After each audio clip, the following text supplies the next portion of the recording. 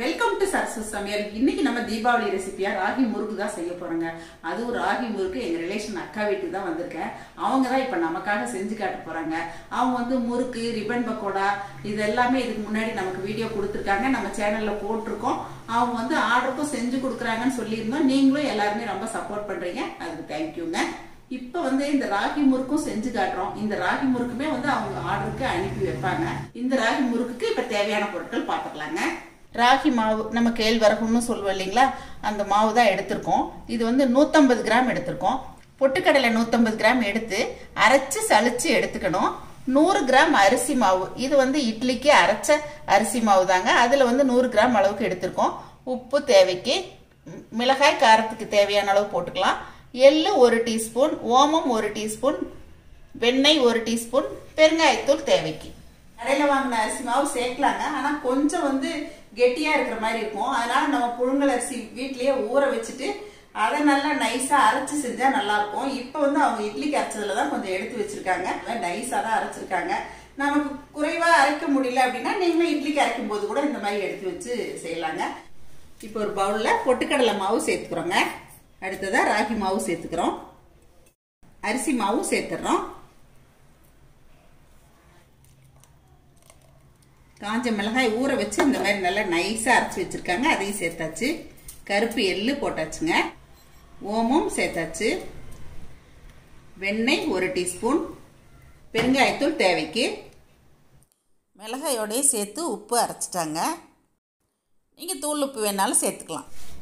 இப்போ இது எல்லாத்தையுமே சேர்த்து நல்லா பிசைஞ்சுக்கிறோங்க. தேவைன்னா நம்ம தண்ணி சேர்க்கிற மாதிரி இருக்குங்க.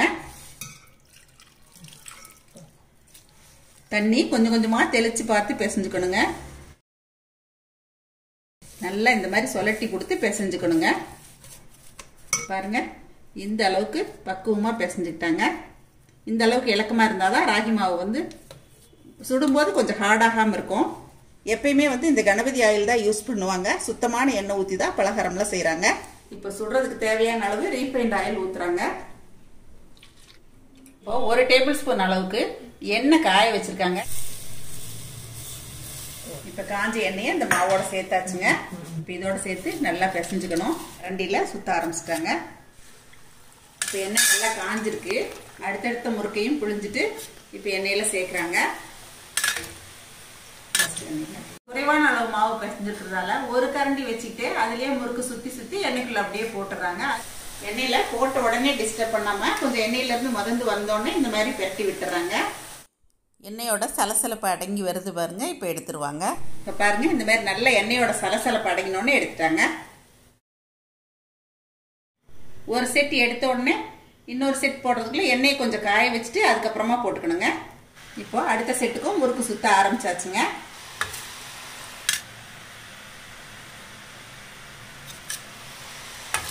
நல்லா மிதந்து வந்ததுக்கு அப்புறம் அடுத்த செட்டையும் இந்த மாதிரி பெரட்டி விட்டுக்கலாங்க. இந்த மாதிரி நல்லா அப்பப்ப பெரட்டி விட்டு வேக வைக்கணுங்க. இப்ப சலசலப்பு அடங்கி வர்றது எண்ணெயில பார்க்கும்போதே தெரியும். இப்போ முறுக்கு வெளியில எடுத்துடலாங்க.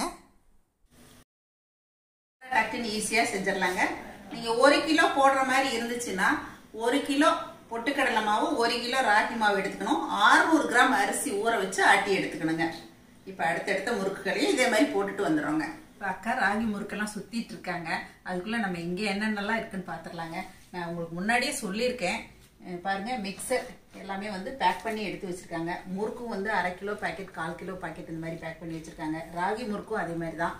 அப்புறம் பார்த்தீங்கன்னா லட்டு வந்து இப்போதைக்கு தீந்துருச்சு, தேவைப்படுறப்ப மறுபடியும் போட்டுக்குவாங்க. முறுக்கு வந்து இந்த மாதிரி வந்து ஸ்டீல் கண்டெய்னர்ல தான் ஸ்டோரேஜ் பண்றாங்க.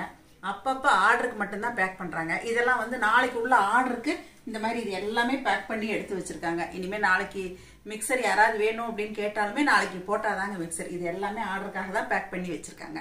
அக்கா கிட்ட சாதா முறுக்கு, ராகி முறுக்கு, ரிப்பன் பக்கோடா, மிக்சர், லட்டு இது எல்லாமே கிடைக்குங்க.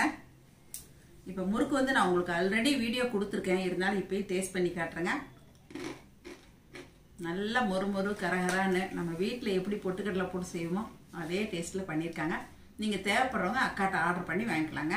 முறுக்கு சுத்துற அழகை பார்த்தாலே நமக்கு வந்து சாப்பிடணும்னு தோணுங்க. ஒண்ணு போல சுத்துவாங்க. இப்ப ராகி முறுக்கு எல்லாமே அக்கா சுத்தி முடிச்சிட்டாங்க. இப்ப நான் உங்களுக்கு டேஸ்ட் பண்ணியும் காட்டுறேங்க. நல்ல மொறுமொறுப்பா அந்த உப்பு காரம் எள்ளோட வாசம் ஓமத்தோட மனம் எல்லாமே சேர்ந்து ராகி முறுக்கு அருமையா வந்திருக்குங்க.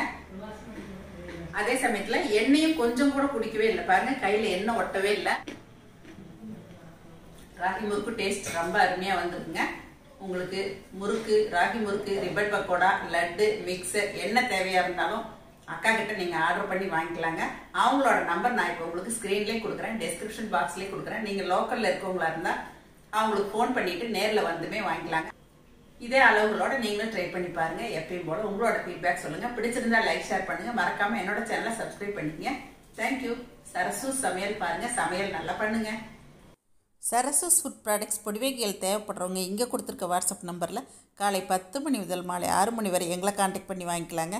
தேங்க்யூ.